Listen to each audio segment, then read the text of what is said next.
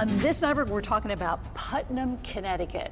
Earl Rosebrook, thank you very much for being here, and Sheila Frost. We're going to talk about Fire and Ice Festival. We're going to talk about the business administration in Putnam.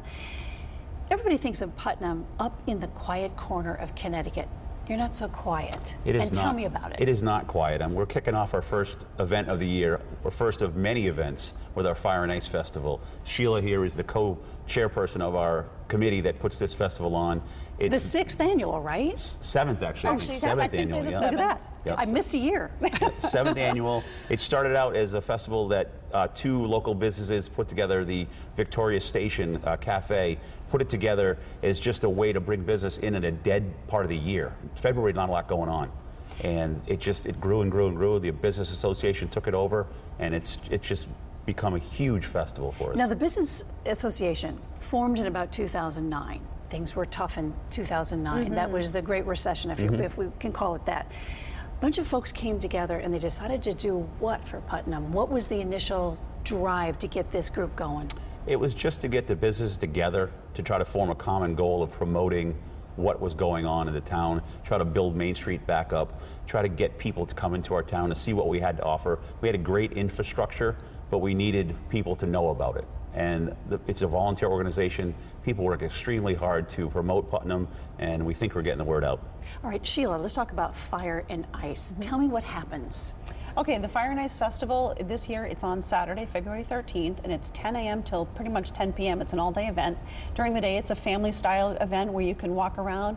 All ages are welcome, and we have about 30 ice sculptures that'll be on display, whether they're pre-carved or they're going to be carved by local artists, or they'll be done by some professionals as well.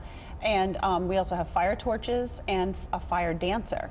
So you can walk around and view all these wonderful things outside, and then on the inside of the businesses, the restaurants have dinner specials, Valentine's specials going on, and all the wonderful boutiques and art galleries have things going on as well. All right, we just happen to have a video, so let's roll it about what this festival's about. Perfect.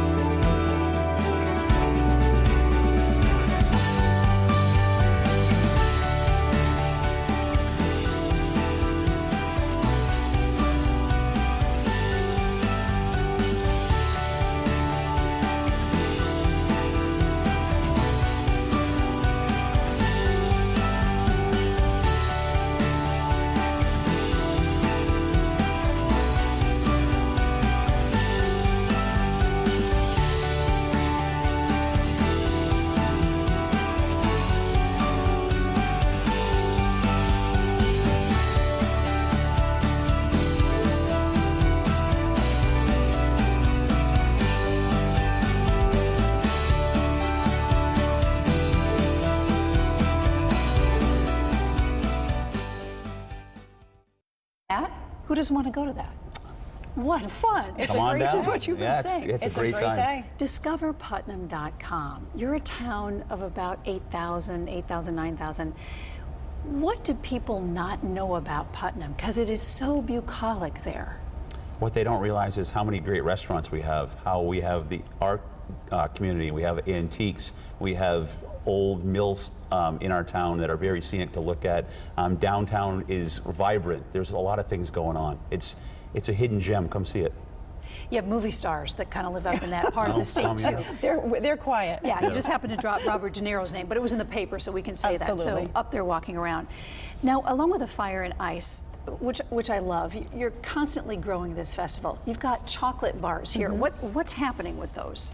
The chocolate bars are 2 for $5, and they're a little bit exciting because it's called the Golden Ticket Chocolate Bar. And when you unwrap them, if you have a little symbol in there, it means that you've won a prize. So all the various businesses, some people have donated different things. So if you open that up, you might win a dinner with the mayor.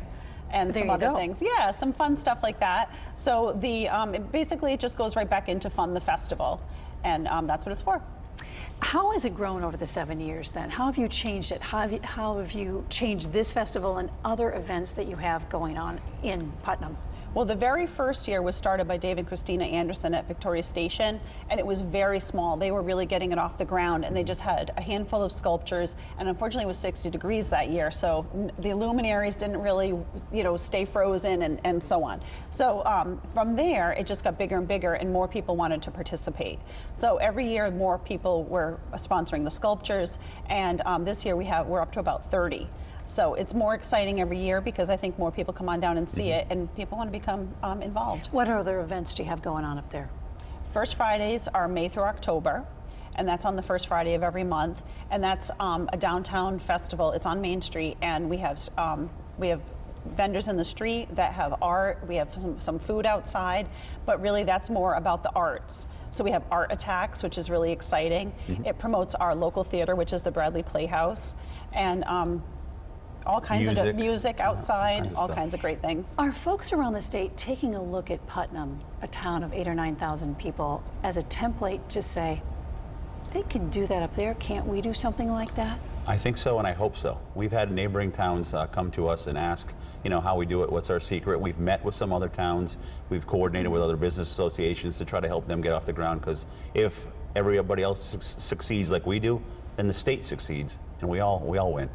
Biggest frustration about wrangling people to do this, and it doesn't seem to me like you've had a lot of that because you have a lot of volunteers involved in getting Putnam out into the rest of the world. We have a great volunteer base. We have 192 members of our association, and it's all volunteer. We have one paid employee who works extremely hard, but it's a collaboration between the town and ourselves to put forth everybody's best interest and do what we can to ensure success.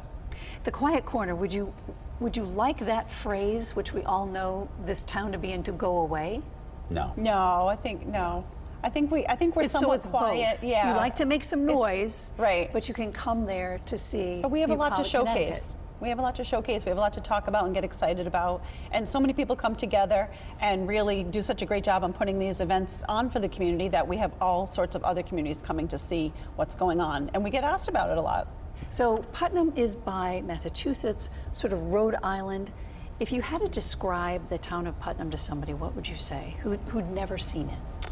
I would say it's an old mill town, very hardworking group of people, a lot of traditions, very New England, I guess. It's a New England town. It's an old mill town that's changed its kind of stripes to more of an artistic tourist destination.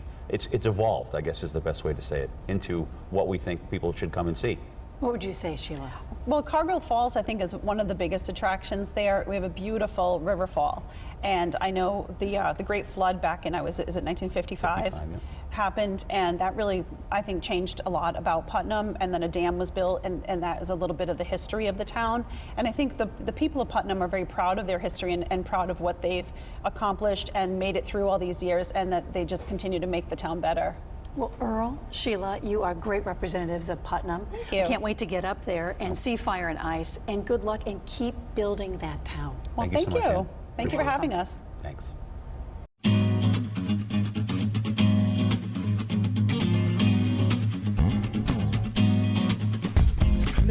Pursuits when one listen. Who is this girl I spend all night kissing? And if one was right here, then who else is missing?